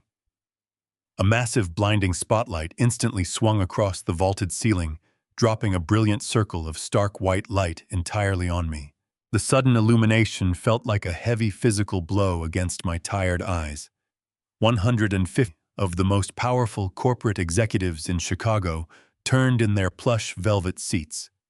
Their expensive champagne glasses halted in mid-air as they openly stared at the frail, pathetic figure trapped in the harsh glare of the spotlight. I stood there perfectly still in my frayed, moth-eaten thrift store suit, my scuffed leather shoes looking horribly out of place against the luxurious floral carpet. Megan sat comfortably in the very front row, crossing her legs and flashing a wicked, highly satisfied smirk that she did not even attempt to hide. Bradley spoke directly into the sensitive microphone, his commanding voice echoing loudly off the gilded walls, firmly ordering me to come up to the main stage immediately.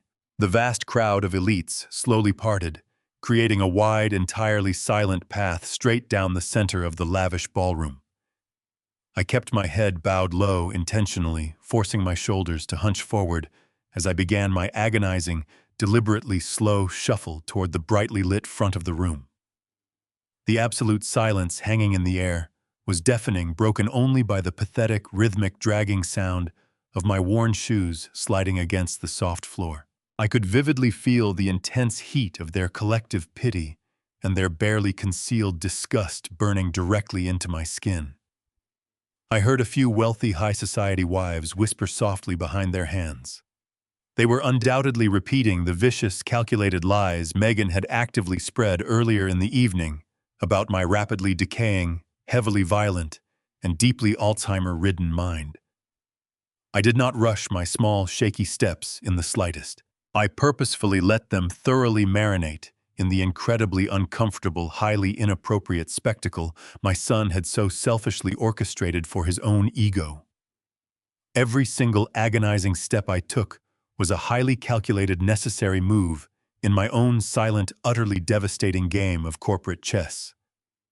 When I finally reached the front of the massive room, I gripped the polished brass handrail and slowly, unsteadily climbed the 3 short carpeted steps onto the stage. I stood quietly next to the imposing wooden podium, intentionally letting my hands tremble violently at my sides. Bradley towered over me, radiating a suffocating, deeply unpleasant aura of cheap designer cologne and pure, unadulterated malice. He looked down at me with an expression of sheer, unfiltered repulsion, his jaw tightly set in a hard, completely unforgiving line. He slowly reached inside his tailored tuxedo jacket and pulled out a thick, heavily stapled stack of formal legal documents. Bradley turned confidently back to the microphone, his arrogant gaze sweeping over the completely mesmerized audience of industry leaders. He raised the thick stack of papers high into the air, presenting them to the room like a glorious, hard-won trophy of his own manufactured martyrdom. He told the silent, captivated crowd that true, undeniable leaders are defined by their absolute, unwavering willingness to cut away the dead weight that constantly threatens to pull them under. He gestured sharply toward me, his voice dripping with a venomous, highly acidic contempt that sent a visible chill through the front rows. He proudly proclaimed to the entire room of wealthy investors that this broken, pathetic man standing miserably beside him had selfishly lived off his hard-earned success for countless years. He loudly declared to the horrified audience that I was nothing more than a useless, draining leech who contributed absolutely nothing to the progress of the world. The sheer, unbridled cruelty of his public execution sent a massive, undeniable shockwave through the elite audience. People shifted uncomfortably in their seats, exchanging wide-eyed glances of utter disbelief. Yet despite the obvious moral outrage rippling through the room, nobody dared to speak up or physically intervene against the powerful, newly appointed chief executive. They remained entirely complicit in their stunned silence. Bradley turned completely away from the crowd and faced me directly, entirely, dropping his charming, charismatic facade in a heartbeat. He forcefully shoved the heavy stack of legal documents squarely into the center of my chest, intentionally forcing me to stumble backward slightly to catch them with my shaking, calloused hands. His eyes were wide, manic, and totally consumed by his own desperate, all-encompassing greed. He leaned down, bringing his furious face dangerously close to mine, so the sensitive microphone would perfectly pick up every single word he spoke. He told me that these are formal, irrevocable legal disownment and asset relinquishment papers. He glared directly into my eyes with a chilling, absolute hatred I had never seen before. He commanded me to sign them, calling me a parasite in front of everyone. He demanded that I surrender my remaining rights to him and get out of his life forever.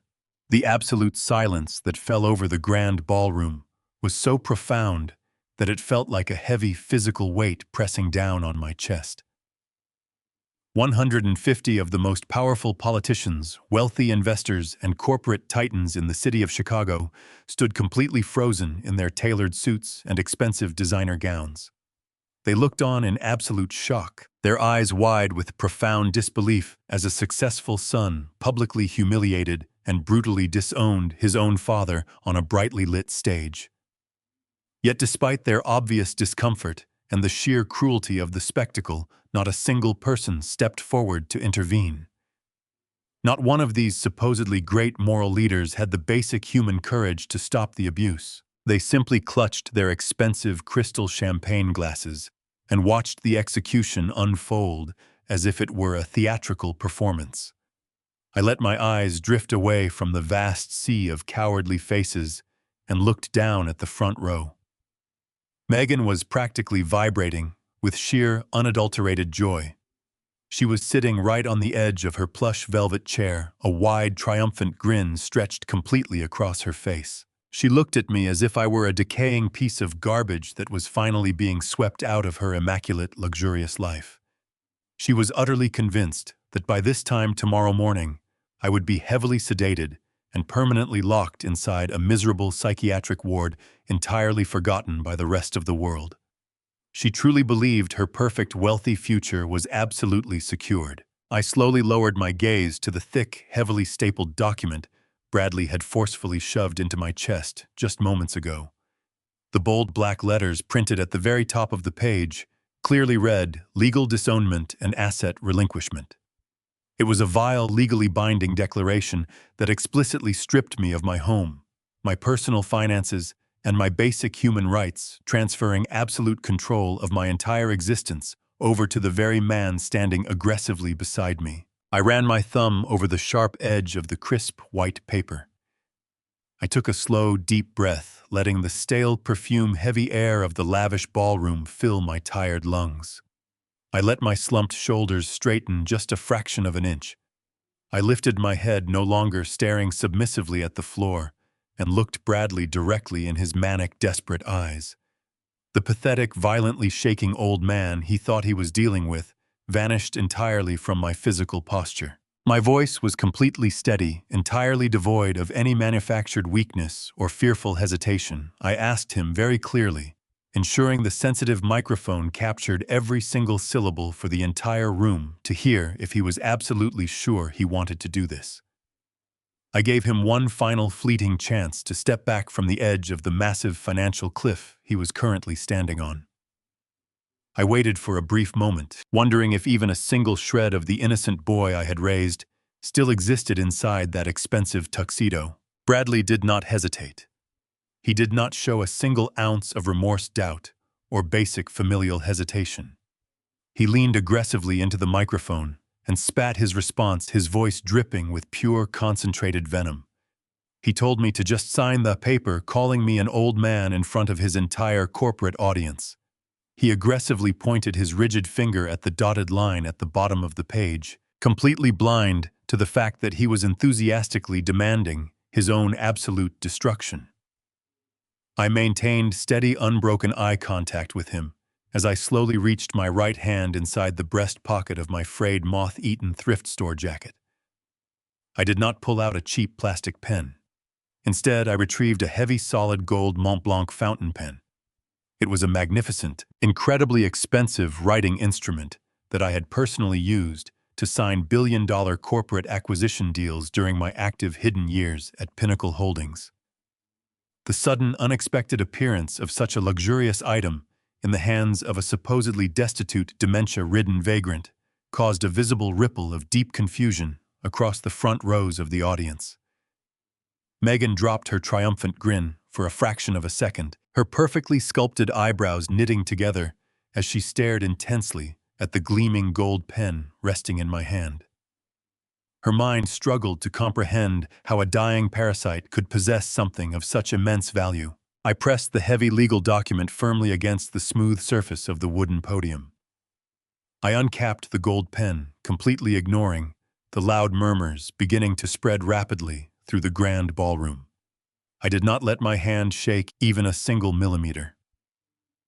With smooth, practiced, and devastatingly elegant precision, I signed my full legal name across the dotted line.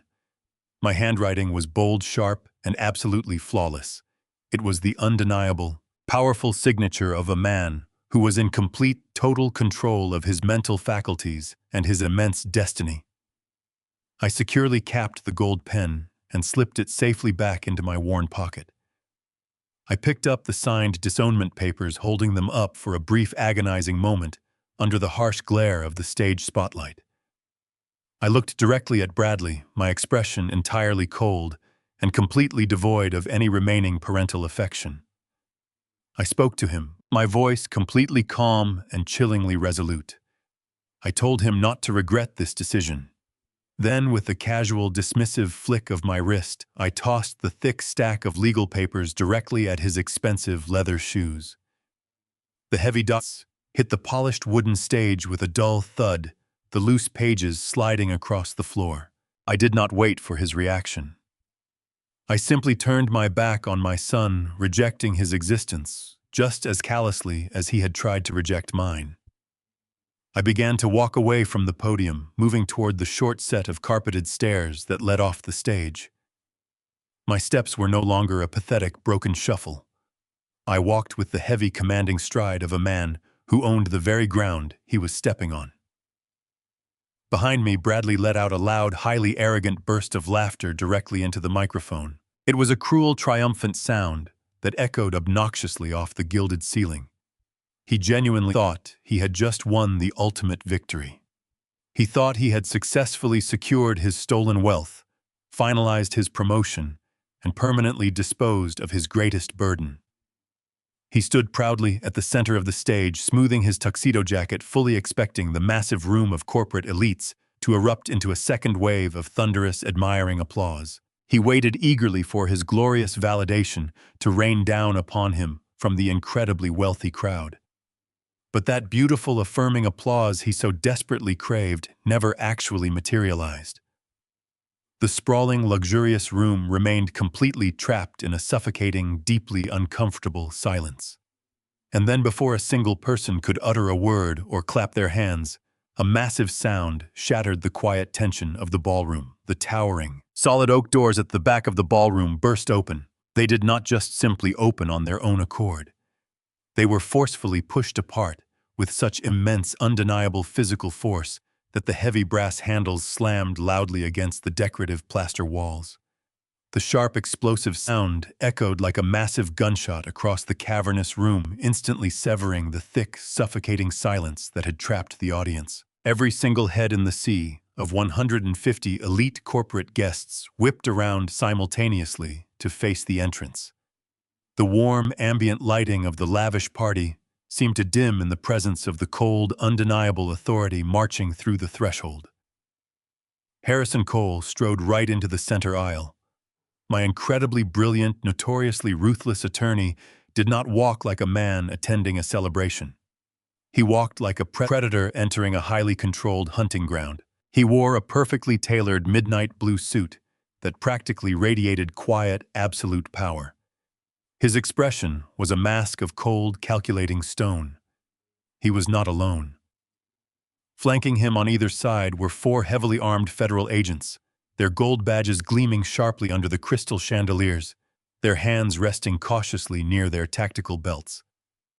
Directly behind the agents marched a disciplined, totally silent team of 6 senior corporate auditors. They carried thick, locked briefcases filled to the brim with the devastating financial evidence we had meticulously gathered over the past 72 hours. They moved in perfect, intimidating unison, their heavy footsteps marching rhythmically against the plush floral carpet. The crowd of wealthy politicians and arrogant investors physically parted before them, like a retreating tide. People gasped hastily, pulling their expensive silk gowns and tailored tuxedo jackets out of the way, absolutely terrified of making any accidental contact with the federal authorities invading their exclusive sanctuary. I stood quietly on the side of the elevated stage, my hands resting loosely at my sides in my frayed moth-eaten suit. I watched my son's face contort into a masterpiece of sheer unadulterated panic. The arrogant, triumphant smirk that had dominated Bradley's features just seconds ago completely melted away, replaced instantly by the pale, clammy sheen of primal fear. He gripped the edges of the wooden podium so tightly that his knuckles turned entirely white, his chest heaving as he stared down at the formidable procession marching directly toward him. He tried to project strength, but his voice cracked pathetically when he finally opened his mouth. He leaned aggressively into the microphone and screamed, demanding to know who these intruders were and how they had bypassed the hotel staff. He frantically waved his hand toward the perimeter of the room, loudly ordering the private security detail to immediately apprehend the uninvited guests and throw them out onto the freezing street. But the hotel security guards did absolutely nothing. They stood perfectly still against the gilded walls, their eyes fixed nervously on the federal badges pinned to the agents' belts. They knew better than to interfere with a high-level government raid. Bradley realized in that agonizing, deeply humiliating moment that his absolute authority had already been entirely stripped away. I was completely powerless. Harrison did not even dignify my son with a single glance. He completely ignored Bradley's frantic, shrieking demands, walking with purposeful, devastating elegance straight up the carpeted steps of the main stage. The federal agents spread out in a highly tactical formation, physically securing the perimeter of the elevated platform, ensuring that no one could escape or interfere with the impending corporate execution. Harrison stepped directly in front of the polished oak podium. He did not ask for permission. He simply reached out and firmly took the microphone straight from Bradley's trembling hand. Bradley tried to pull it back, a weak, desperate tug of useless defiance, but Harrison leveled a single razor-sharp look at him that instantly paralyzed my son in his tracks. Harrison tapped the microphone once, testing the sound, and then looked out over the vast, terrified sea of Chicago's financial elite. He spoke with a deep, incredibly calm, and utterly terrifying resonance that commanded absolute obedience. He addressed the wealthy audience formally, introducing himself as the chief legal counsel representing Pinnacle Holdings. A loud collective gasp rippled through the front rows. Every single investor and chief executive in that room knew exactly what Pinnacle Holdings was. They knew it as the massive, notoriously aggressive, multi-billion-dollar private equity phantom that devoured weak companies and completely dominated the global market from the hidden shadows. Harrison let the heavy weight of that legendary name settle over the terrified crowd before delivering his lethal, carefully prepared statement. He announced that as of 4 o'clock this afternoon, prior to the closing of the international markets, Pinnacle Holdings had successfully executed a complete hostile and entirely unassailable overnight buyout of Vertex Global Logistics.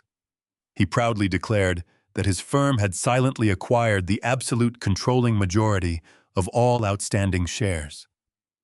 The massive, incredibly profitable company they were currently standing in no longer belonged to the people in this room. It belonged entirely to us. Harrison continued, his voice cutting through the stunned, breathless silence like a freshly sharpened blade. He informed the paralyzed audience that because of this sudden, massive acquisition, the current board of directors sitting in the front row was effectively and immediately dissolved. Furthermore, he turned his head slightly, directing his next devastating sentence squarely at the pale, sweating man standing beside him. Harrison loudly proclaimed into the microphone that the highly anticipated promotion of Bradley to the position of Chief Executive Officer was entirely void, completely illegal, and permanently terminated. The catastrophic weight of those final words slammed into Bradley like a freight train. He physically stumbled backward, his expensive leather shoes scraping awkwardly against the polished wooden floorboards of the stage. All the manufactured arrogance, all the sickening superiority he had displayed while forcing me to sign those vile disownment papers completely evaporated into thin air. His face went entirely pale, draining of all color, until he looked like a terrified, cornered ghost. His chest heaved with rapid, shallow breaths as his mind frantically struggled to comprehend the massive, inescapable destruction of his entire carefully constructed, fraudulent world. He lunged forward, his hands trembling violently as he pointed a shaking finger directly at Harrison. He screamed into the dead silence of the grand ballroom, his voice cracking with pure, unadulterated desperation as he demanded to know on whose authority this outrageous corporate takeover was being executed. He yelled that this had to be a mistake, a massive illegal fraud designed to ruin his perfect night. Harrison did not flinch. My incredibly brilliant attorney lowered the microphone slightly, a remarkably satisfied smile spreading slowly across his sharp features. He turned his body away from my panicking son and looked directly at me, the silent old man standing quietly in the shadows, wearing a ragged, moth-eaten thrift store suit. Harrison raised the microphone back to his lips, his voice echoing with absolute, unquestionable power. He stared straight into my eyes and proudly announced to the entire horrified room that this was done on the supreme authority of the original founder and chairman of Pinnacle Holdings, Mr. William Caldwell. The collective gasp from 150 of Chicago's most powerful corporate elites sounded like the oxygen was violently sucked out of the grand ballroom. The shock of Harrison's announcement hit the audience with the devastating force of a physical blow. The name William Caldwell was not unknown in the upper echelons of the financial world. It was a legendary moniker associated with ruthless efficiency and unstoppable market dominance. To hear that the phantom architect of Pinnacle Holdings was standing in front of them, wearing a suit and scuffed leather shoes, was too massive of a paradigm shift for their minds to process. But nobody was more visibly destroyed by the crushing weight of that revelation than my son. Bradley physically stumbled backward, his expensive dress shoes sliding awkwardly across the polished stage until his shoulders slammed against the heavy velvet curtain behind the podium. His jaw hung entirely slack, his eyes bulging as they darted frantically between Harrison's professional face and my motionless figure standing in the shadows. He looked as though the solid floor beneath his feet had suddenly turned to liquid glass, threatening to swallow him whole. I did not rush my movements. I allowed the suffocating silence to stretch out for several agonizing seconds, letting the magnitude of my true identity fully settle over the terrified room. Then very slowly, I allowed the carefully constructed facade of the decaying old man to completely vanish. I stopped hunching my shoulders forward. I straightened my spine, rising to my full height, expanding my chest and lifting my chin with the undeniable authority of a man who had built a global financial empire from scratch. The pathetic tremor I had intentionally forced into my hands disappeared instantly.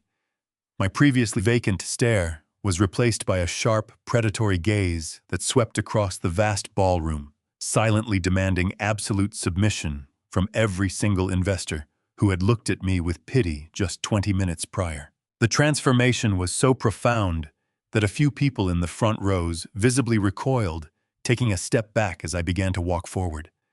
I moved with a powerful stride, leaving the dark isolation of the kitchen doors and stepping directly into the unforgiving glare of the main stage spotlight. I approached the polished oak podium where Harrison stood waiting. My brilliant attorney offered me a respectful bow of his head and smoothly handed the microphone to me. I wrapped my strong, completely steady fingers around the cool metal handle. I did not immediately speak. I stood at the center of the elevated platform, my presence alone, commanding absolute silence from the massive crowd. I looked down at the front row. Megan was completely frozen in her lavish emerald gown, her face drained of all color, looking like a terrified animal. Her arrogant, cruel smirk had been entirely wiped away, replaced by the horrifying realization that she had just spent the last 48 hours actively abusing a billionaire who now held her entire existence in the palm of his hand. I shifted my gaze, locking my eyes onto the trembling, sweating figure of the outgoing Chief Executive Officer of Vertex Global Logistics. I spoke into the microphone, my voice deep, calm, and devoid of any manufactured weakness. I told him that I appreciated his years of service to the company, but that his board of directors was now officially dissolved and his services were no longer required. I finally turned my undivided attention to my son. Bradley was still pinned against the velvet curtain, hyperventilating, completely unable to form a single coherent word. I looked at the man who had ordered me to live in a freezing, damp basement. I looked at the man who had forced me to sign away my home under the heavy fog of toxic herbal sedatives.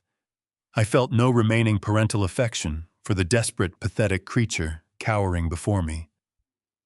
I leaned slightly toward the microphone, ensuring that my voice carried perfectly to every corner of the gilded ballroom. I told him that he had spent his entire life taking everything I had ever given him completely for granted.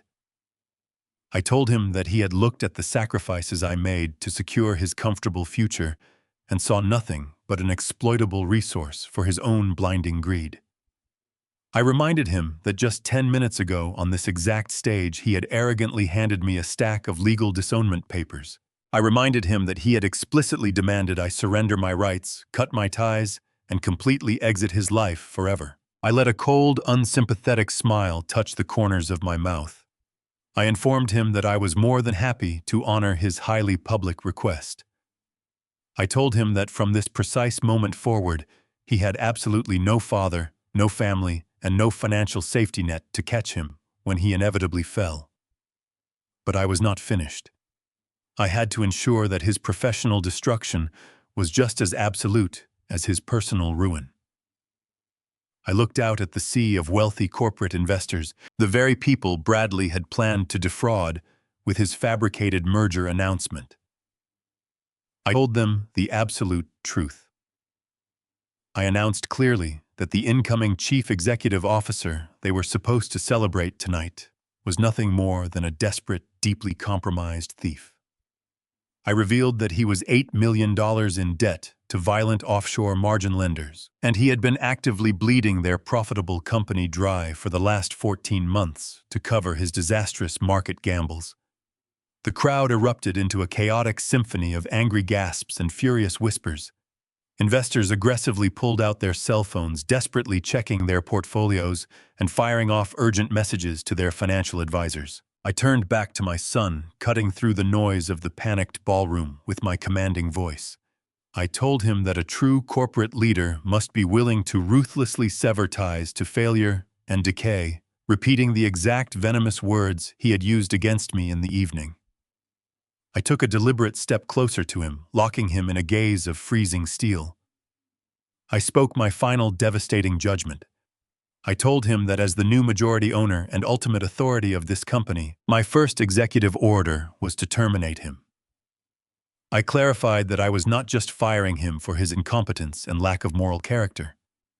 I was firing him for the $8 million he had embezzled from this firm. Bradley's knees finally buckled under the crushing weight of his exposed crimes. He slid down the heavy velvet curtain, collapsing onto the floor of the stage, his tailored tuxedo wrinkling awkwardly around his trembling frame. I did not offer him a hand. I did not offer him an ounce of pity. I turned my head and looked at the 4 federal agents standing at the edge of the platform. I raised my hand and gave them a sharp, definitive nod. I pointed at my weeping son, my voice echoing one final time across the massive room. I told them to step forward and do their jobs. Officers, he is all yours. The 4 federal agents did not hesitate. They moved with terrifying efficiency that shattered whatever illusion of elegance lingered. They bypassed the podium, their heavy boots thudding against the stage floor, and descended upon my son. 2 agents grabbed Bradley by his shoulders, hauling him up from the velvet curtain. They pinned his arms behind his back. The crowd of politicians and investors erupted into a chaotic chorus of shocked murmurs and terrified gasps. People shoved each other out of the way, desperately trying to distance themselves from the radioactive fallout of a federal arrest. The glamorous promotion gala had transformed into a brutal crime scene. Bradley struggled weakly against the iron grip of the officers, his expensive tuxedo jacket pulling tight across his shoulders, the fabric tearing slightly under the force of their hands. He was reduced to a terrified criminal squirming under the blinding glare of the spotlight. The absolute reality of his destruction broke through the thick wall of his lifelong narcissism. Primal panic hijacked his nervous system. His face twisted into a mask of raw, unfiltered terror. He began to thrash wildly against the agents, his polished leather shoes slipping uselessly against the stage floor. He threw his head back and let out a loud, agonizing wail that echoed violently off the gilded ceiling. He screamed my name, his voice cracking with a desperate, childlike hysteria. He begged me to wait, crying out that this was all a massive mistake, a terrible misunderstanding that we could easily fix behind closed doors. He frantically yelled that he was my son, desperately pleading with me that I could not do this to my family. The federal agents forced him forward, but Bradley threw his body weight downward. He collapsed heavily onto his knees right in front of me. He reached out with his trembling hands and desperately grabbed at the scuffed leather of my cheap thrift store shoes. He sobbed openly, massive tears streaming down his flushed cheeks, leaving dark stains on his pristine white collar. He buried his face against my ankles, hysterically promising that he would pay back every single cent he had stolen, swearing he would be a better son if I would call off the auditors. It was a pathetic display of absolute cowardice. I was willing to abandon every shred of his dignity to escape the consequences of his malicious actions. I stood perfectly still, looking down at the weeping creature clinging to my feet. A normal father might have felt a sudden surge of pity, but the foundational love I once held for this man had been entirely extinguished the moment he forced me to sign away my freedom under the dark fog of toxic chemical sedatives. I did not bend down to comfort him. I slowly shifted my gaze away from his tear-stained face and looked down at the floor of the stage. Resting just a few inches away from his trembling knees was the thick stack of legal documents he had so arrogantly shoved into my chest 10 minutes ago. I raised my right foot and deliberately kicked the scattered papers directly toward him. The heavy pages slid across the polished wood, coming to a halt against his hands. I looked down at him, my expression completely devoid of any remaining parental mercy. I spoke with a voice as cold as a midwinter freeze. I asked him if he remembered what those papers were. I reminded him that exactly 3 minutes ago on this very stage he had eagerly and publicly disowned me. I reminded him that he had looked me directly in the eyes, called me a useless parasite, and demanded that I completely exit his life forever. I told him that I had simply honored his final request. I stepped back, pulling my shoes out of his grasp. I declared to him and to the entire silent ballroom that legally he was nothing to me anymore. He was simply a common embezzler who owed my holding company $8 million, and he would spend the next decade rotting in a federal prison cell to repay that debt. I looked into his horrified eyes and delivered the final blow to his existence. I told him that I had no son. Bradley let out another agonizing scream as the reality of my words crushed whatever sliver of hope he had left. The federal agents immediately hauled him back up to his feet, dragging his limp, sobbing body down the carpeted stairs and pulling him aggressively toward the main exit of the grand ballroom. The crowd of wealthy investors parted in absolute silence, watching the disgraced executive being hauled away like common trash. But while every single eye in the room was fixed on Bradley's humiliating departure, my attention shifted to the front row. Megan had finally realized that the magnificent empire she had married into was completely evaporating into thin air. She saw the federal agents, she heard the astronomical debt figures, and her finely tuned survival instincts kicked into high gear. She quietly slipped out of her plush velvet chair, abandoning her champagne glass on the table. She gathered the heavy folds of her emerald gown and began to sprint discreetly toward the heavy service doors, located on the far right side of the expansive room. She was desperately trying to escape the sinking ship before the authorities could officially link her to the widespread financial fraud and the deliberate poisoning of an elderly man. She pushed through this crowd, her high heels clicking rapidly against the floorboards as she reached to push the brass handles of the side exit. But before her fingers could touch the metal, the heavy doors swung open from the outside. Harrison Cole's elite team of corporate security personnel stepped directly into the threshold, completely blocking her only path of escape. Megan let out a sharp gasp, stumbling backward in shock. The lead security officer, a towering man with a stern expression, stepped forward and blocked her path. He reached into his dark suit jacket and pulled out a crisp, brightly colored legal document bearing the official seal of the county courts. He extended his arm and firmly pressed the paper directly against Megan's chest, forcing her to take it. She looked down at the document, her hands shaking violently as she read the bold, black text printed across the top. It was an emergency, court-ordered eviction notice for the $1.2 million suburban home she had proudly claimed as her own. The security officer informed her in a cold, professional tone that because her husband had illegally used the property to secure fraudulent offshore loans, the house had been immediately seized by Pinnacle Holdings to recover the stolen corporate funds. He told her she had zero legal right to return to the premises and that the eviction was effective immediately. Megan stood frozen, staring at the devastating piece of paper as the glittering world around her dissolved into pure nightmare. She opened her mouth to scream, to demand her wealthy lifestyle back. But the only sound that echoed through the grand ballroom was the sharp, unmistakable, and violently final click of heavy steel handcuffs locking securely around her husband's wrists. The sharp, unmistakable, and violently final click of heavy steel handcuffs locking securely around her husband's wrists severed the last remaining thread of Megan's luxurious illusion. I stood completely still on the elevated stage, watching with absolute emotional detachment as the 4 federal agents expertly maneuvered Bradley toward the main exit. He had stopped screaming, his voice entirely blown out from his desperate pleading. His head hung heavily between his shoulders, his expensive designer tuxedo now a wrinkled mess. The elite politicians and wealthy corporate investors, the very people he had sought to impress, an hour ago parted like the Red Sea to let the disgraced executive pass. They averted their eyes, pretending to be utterly fascinated by the floral patterns on the carpet. No one wanted to make eye contact with a man infected by federal ruin.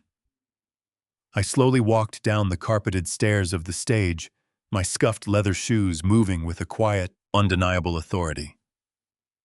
The entire ballroom held its collective breath as I passed through the sea of tables. The silence was an absolute testament to the power I had just reclaimed. I did not acknowledge a single guest. I walked straight through the towering mahogany doors, leaving the suffocating heat of the gala behind. I pushed through the glass entrance of the hotel and stepped out into the cool, biting Chicago night air. I took a long, deep breath. The heavy, suffocating weight I had carried since returning from the hospital was completely gone. I hailed a cab and rode back to the suburbs, feeling a profound sense of absolute clarity. The following mornings arrived with a bright, piercing sunlight that felt incredibly appropriate for the day of reckoning. I arrived at my $1.2 million suburban home precisely at 9 o'clock. A heavy dark blue police cruiser was parked directly in the center of the pristine circular driveway. A large commercial moving truck idled loudly on the street. As I stepped out of my cab, the chaotic sounds of a massive, undignified tantrum echoed across the manicured lawn. Megan was standing near the front porch, her hair wild and completely unstyled, wearing a pair of expensive silk pajamas. She was aggressively screaming at 2 stoic county sheriff deputies, violently waving the eviction notice in their faces. She shrieked that this was her house, that she had legally decorated it, and that they had absolutely no right to throw her onto the street without proper notice. The deputies remained entirely unmoved by her theatrical display of victimhood. They calmly informed her that the property had been legally seized as corporate collateral due to massive financial fraud, and that she had exactly 30 minutes to pack her personal belongings before she would be formally arrested for trespassing. I walked slowly up the paved driveway, completely ignoring her shrill, desperate screams. When she finally noticed me approaching, her furious expression morphed into one of pure, unadulterated hatred. She lunged forward, bitterly accusing me of destroying her perfect life and ruining her husband. She demanded to know how I could be so incredibly cruel to my own family. I stopped walking and looked directly into her frantic, venomous eyes. I spoke in a quiet, incredibly steady voice. I reminded her of the bitter, toxic herbal tea she had eagerly forced me to drink. I reminded her of the horrific, underfunded psychiatric ward she had happily booked for me. I told her that she had constructed her own personal hell, and I was simply handing her the keys to the front door. She opened her mouth to scream another insult, but one of the deputies stepped between us sternly, warning her to step back and finish packing her bags. I turned away from her and walked up the front steps, stepping through the doorway of my reclaimed home. The interior of the house was completely silent, a stark and beautiful contrast to the chaotic noise dying away on the front lawn. I did not waste any time looking at the expensive, superficial decorations Megan had filled the rooms with. I walked straight down the hallway, heading directly for the narrow wooden door that led to the basement. I unlocked the heavy deadbolt, the very lock they had used to imprison me, and slowly descended the creaking stairs into the damp, windowless room. The air was still thick with the smell of mildew and wet concrete. The loud, rhythmic hum of the leaking water heater echoed off the cold walls. I walked past the miserable $30 canvas folding cot that was supposed to be my final deathbed. I moved directly to the rusty metal shelf in the far corner. There, surrounded by open, half-used cans of paint and discarded junk, was Sarah's beautiful porcelain urn. I reached out and gently took it into my hands, holding it securely against my chest. I closed my eyes for a brief moment, whispering a quiet apology to my late wife for allowing her sacred memory to be treated with such profound disrespect. I turned around and walked back up the wooden stairs, carrying her safely out of the darkness. I went straight up to the second floor and entered the master bedroom. The room was still filled with the ridiculous exercise equipment Megan had placed there, but I ignored it. I carefully set Sarah's urn down on the center of the wide windowsill, right where the morning sunlight could touch the delicate porcelain. She was finally back where she belonged. I walked back down to the basement. I grabbed the cheap canvas folding cot by its thin metal frame and dragged it aggressively up the stairs. I hauled it through the kitchen out the back door and threw it violently into the large industrial dumpster sitting in the alleyway. I went back inside and gathered every single black garbage bag filled with my crumpled clothing, carrying them upstairs and dumping them onto the floor of the master bedroom. I spent the next 2 hours completely purging the house of their toxic presence. I watched through the front window as the county deputies escorted a sobbing, completely defeated Megan down the driveway and into a waiting taxi. I watched it leave. As the taxi drove away, carrying the last remaining parasite out of my life, a deep silence settled perfectly over the property.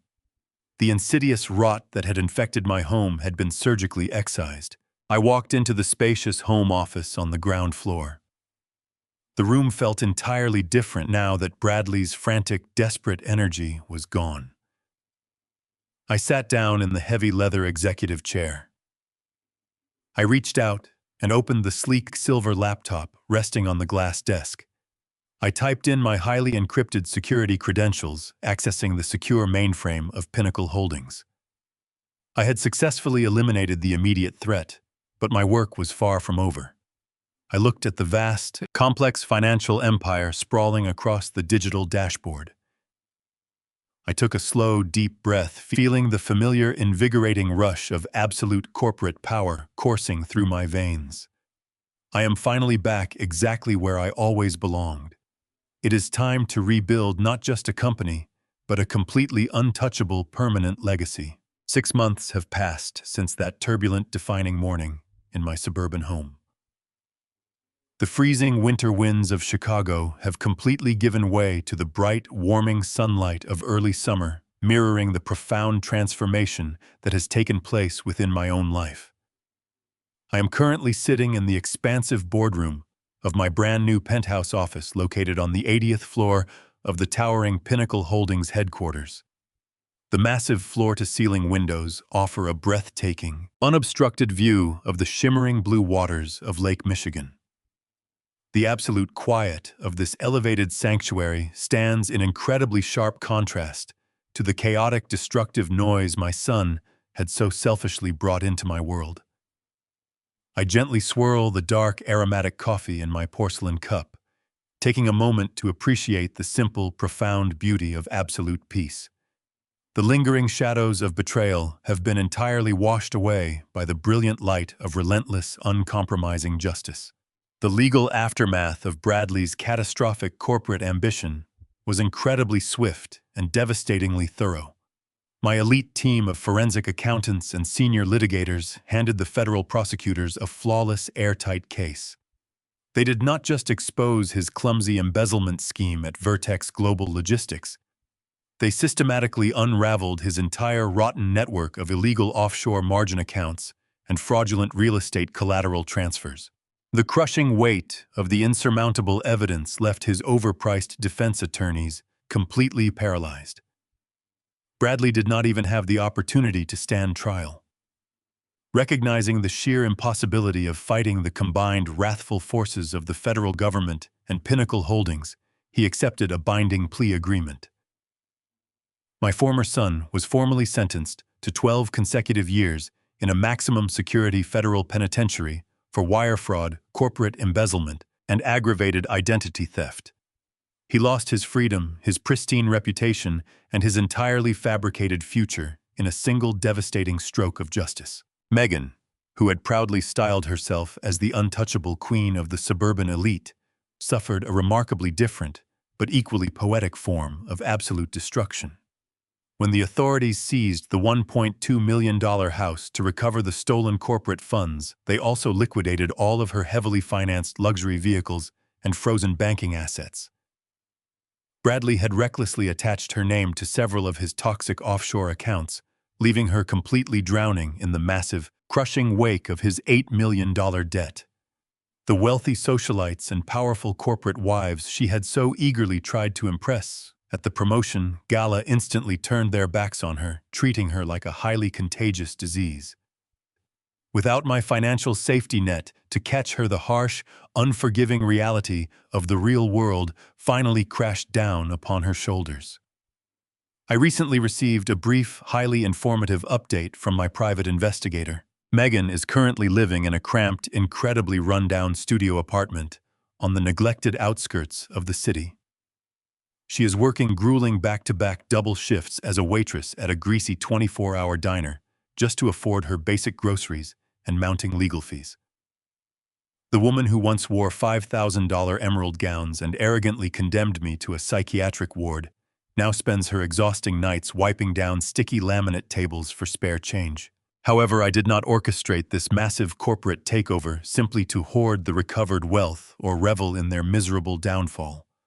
The immense capital generated by Pinnacle Holdings and the complete absorption of Vertex Global Logistics was never meant to serve as a monument to my own ego.